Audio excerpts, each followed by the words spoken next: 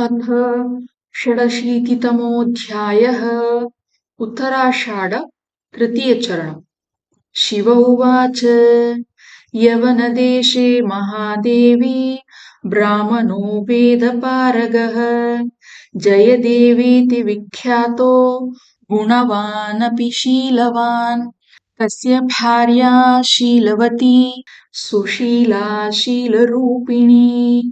तस्यां पुत्रत्रयं जातं गुणज्ञं वेदपारगम्।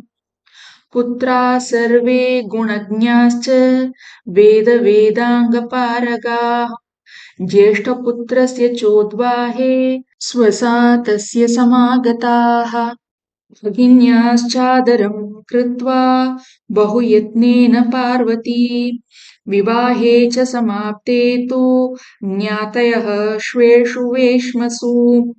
गताः सर्वे विशालाक्षी ययाचे भगिनी तदा ताटकं स्वर्णरत्नाढ्यं भ्रातृपत्नी प्रकोपिता। श्रुतेश्यया सवत्सा तु ततो याता स्ववेश्मनि। स्त्रीस्वभावा च देवेशी सामृता भगिनी गृहे। तदुद्देशेन देवेशी शरीरं निशि सा त्यजत्। ततो बहुदिने याते तस्य मृत्युरभूत्तदा। पत्नी तस्य सती जाता सत्यलोके अभवत्तदा। वर्षकोटित्रयं देवी सत्यलोके अवसत् पुनः। मर्त्यलोके मनुष्यत्वं लेभे पुण्यक्षये सति। धनधान्यसमायुक्तो विद्यावान् शास्त्रपारगः। कृतं सर्वं पुरा शुद्धं भगिनीवधकारणात्। पुत्रो न जायते देवी कन्या जन्म न संशयः। शरीरे सततं दुःखं मध्ये तस्य प्रजायते।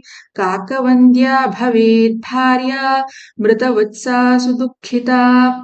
अस्य शान्तिं प्रवक्ष्यामि तत्सर्वं शृणु पार्वती। गृहवित्तषडंशेन पुण्यकार्यं चकार सः।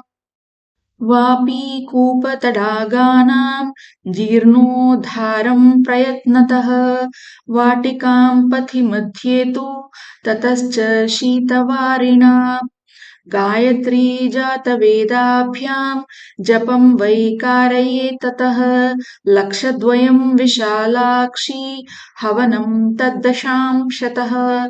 तर्पणं मार्जनं तद्वत् गोदानं विधिवत्ततः। एवं कृते वरारोहे तस्य पुत्रः प्रजायते।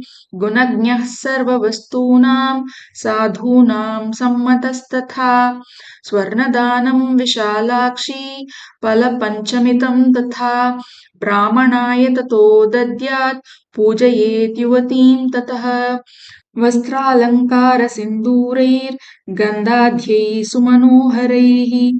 ताटकं मुद्रिकाभिश्च गन्धमाल्यैस्तथैव च। सर्वपापं क्षयं याति व्याधिनाशो भवेद्ध्रुवम्। ब्राह्मणीं पार्वतीरूपां ब्राह्मणं शिवरूपिणं। भोजयेत् विविधैश्चानैर्मोदकैः शतसङ्ख्यकैः। काकवन्ध्या लभेत् पुत्रं मृतवत्सा सपुत्रिणी। कन्यका जननीया तु पुत्रवत्यपि जायते। एवं न क्रियते देवी सप्तजन्म स्वपुत्रकः। इति षडशीतितमोऽध्यायः।